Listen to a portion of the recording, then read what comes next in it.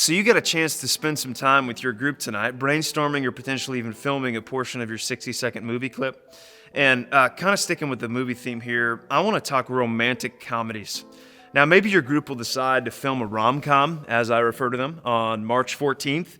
Now, that would be hilarious, and if that's you, okay, you probably love rom-coms. My wife, Mackenzie, shout out Placentia, always wants to watch one, okay? So if she gets to choose, which she usually does, that's what we watch. Now, I tolerate them, but would rather watch Mark Wahlberg blow stuff up, all right? So maybe you don't like them.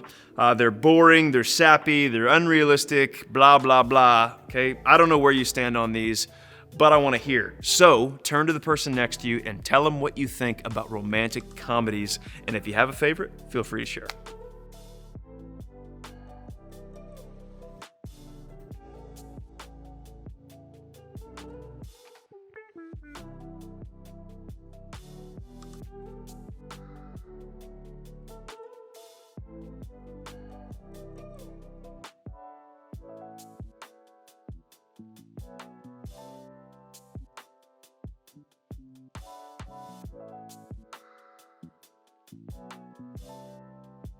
All right, so today we're going to continue in week 3 of our relationship goals series, and we're going to focus our time talking about something that plays a role in every rom-com I've ever seen. Maybe it's love at first sight. Two people that fall in love in high school, only to fall away after graduation, only to return to their hometown in their 30s to realize they missed a chance with their soulmate. No, and it's not love at first sight either.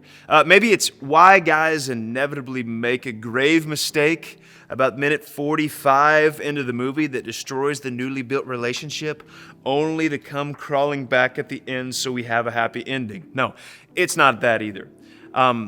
We're going to talk about sex. Yes, I said it. Yes, you heard it. And if you're starting to get nervous, don't be.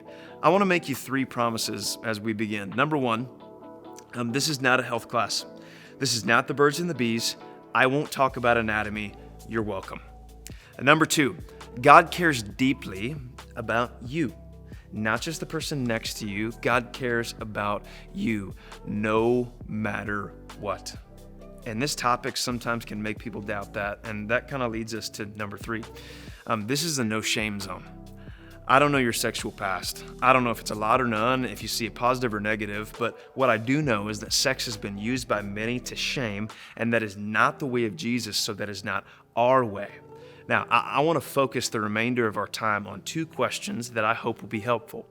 Number 1, what does God think about sex?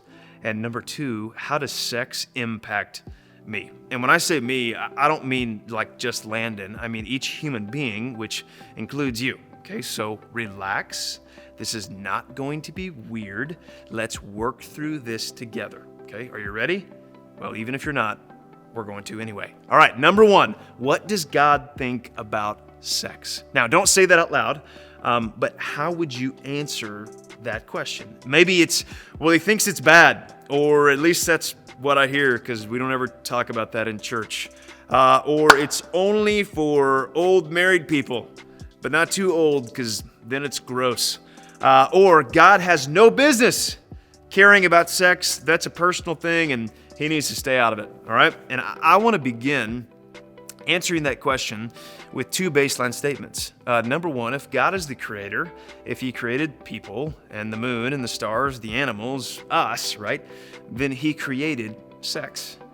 And number 2 is that sex has been a part of God's plan for a very long time, and I mean a long time. Now, if you go back to the beginning of recorded history when God created man in the book of Genesis in the Bible, he's talking to Adam, the first man, and he says this, be fruitful and multiply and fill the earth and subdue it. So let's break that down a bit. First words are be fruitful and multiply. Now, remember, this is the beginning of the earth, and God invites mankind to be co-creators, to be a part of multiplication, to fill the earth. And how does he choose to make that happen? Well, he could have made each of us like grow from the ground.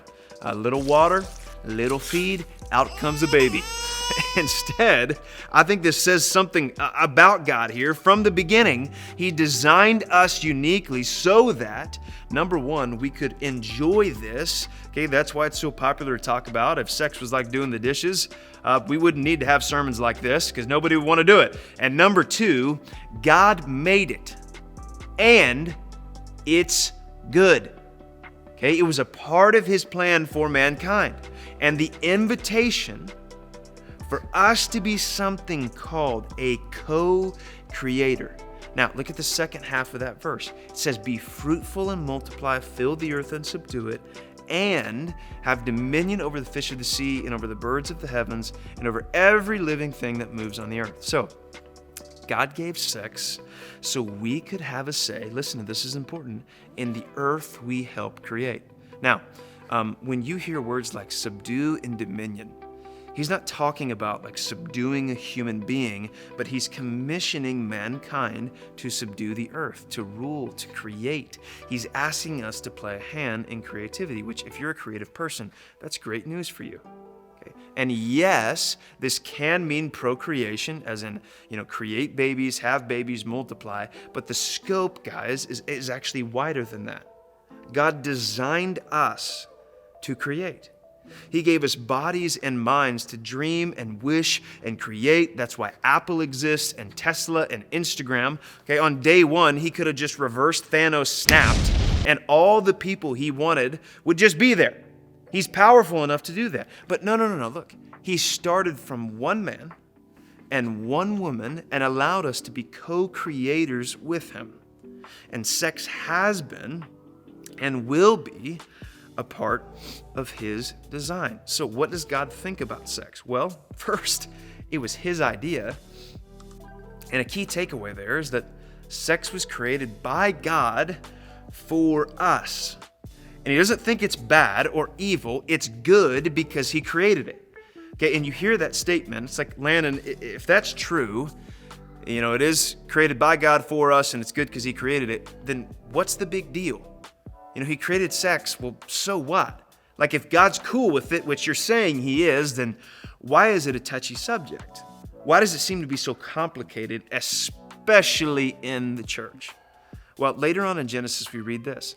Therefore, a man shall leave his father and his mother and hold fast to his wife, and they shall become one flesh. Now, next week, we're going to talk about all the practicals of how to follow God's plan for relationships in high school. But before we get to the action step, I want to dive deep into how He made us, like with intention, with design, and sex, which is good and He did create, has an effect on all of us. And that's where the complication or oftentimes controversy comes from, and that leads us to question number 2. Okay, so how does sex impact me? Now, the answer is in the scripture we just read. It's the phrase, one flesh.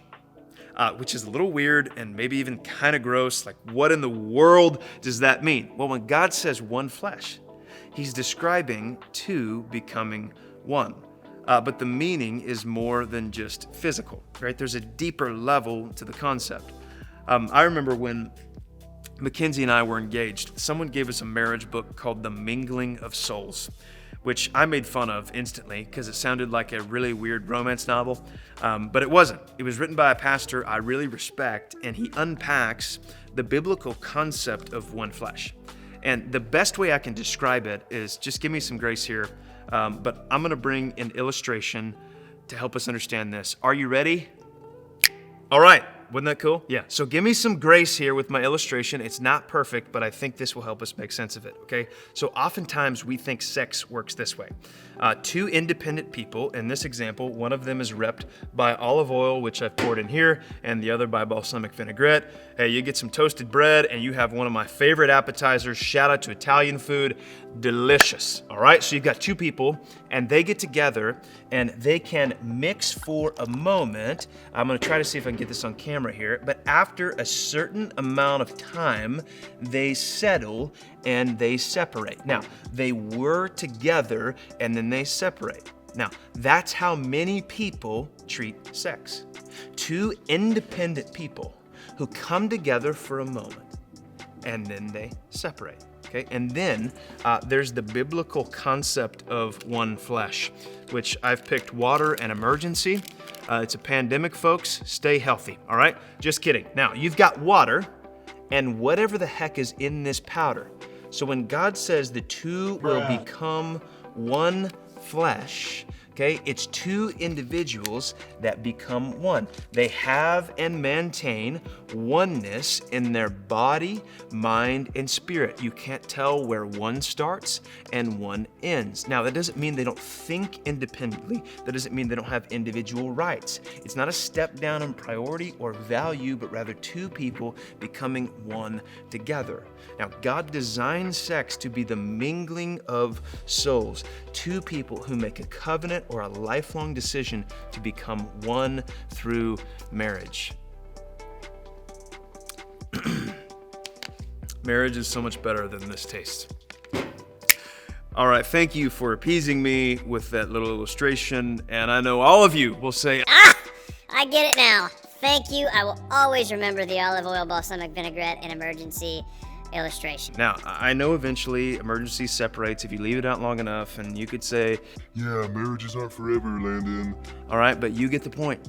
Okay, it's two becoming one. It's more than physical. So let's take the emphasis off my illustration and talk about human beings. The question was, how does sex impact me? Right? When it's consensual, when it's fun, in the right context, which I believe the Bible instructs to be in marriage between a man and a woman, it's a good thing. Okay, but you look around, there's a lot of pain involved. Why? Well, it's a physical act with emotional implications. Now, it's interesting right now, and I'm gonna turn the corner here and I'm gonna ask you to stay with me. The website Pornhub is under tremendous scrutiny. There's an organization called Exodus Cry that exists to alleviate sex trafficking and has proven to the Canadian Parliament, which is where Pornhub has its headquarters, and the United States government that they had videos with child porn and rape on their website. So the leadership of the company is now on trial, and recently they made the decision to remove 80% of their content off the website. That's 10 million videos, because there was no filtering system, and anyone could put up anything, and as a result, Visa and MasterCard have since made it impossible to pay for a subscription using their credit cards. Now, that is an extreme example, and I know that. Guys, it's terrible, but it's happening. And at its core, that's people treating sex as just physical.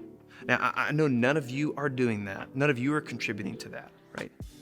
But like if we bring this back to us and we hear the whisper of, hey, look, it's just a fling. It's just physical. There's no strings attached. Or it's just an image. It's just a video on a screen. Like your soul, guys, is trying to become one, to mix with, to mingle, to attach to something or someone. And when you come apart, your soul doesn't know what to do. And if you've ever felt empty after a sexual act, that's why. Guys, sex is more than just physical. It's the mingling of souls. That's why you feel connected with someone when you have sex with them. So here's how I want to end this. Look, I'm 27. When you're my age, I don't want you to look back at your time here and say, well, my church just shamed people because of their sexual decisions or preferences. And I want you to know right now, no matter what, gay or straight, sexually experienced or inexperienced, addicted to porn, whatever and however you describe yourself, you're welcome right here. Look, I do believe there is a way to do this.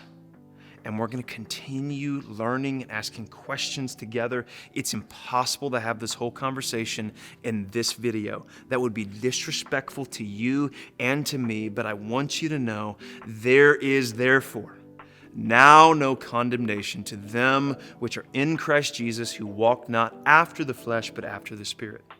There is no condemnation. So don't leave this video and go into small group time and hang your head and remain silent because you feel wrong. Guys, we love you so much.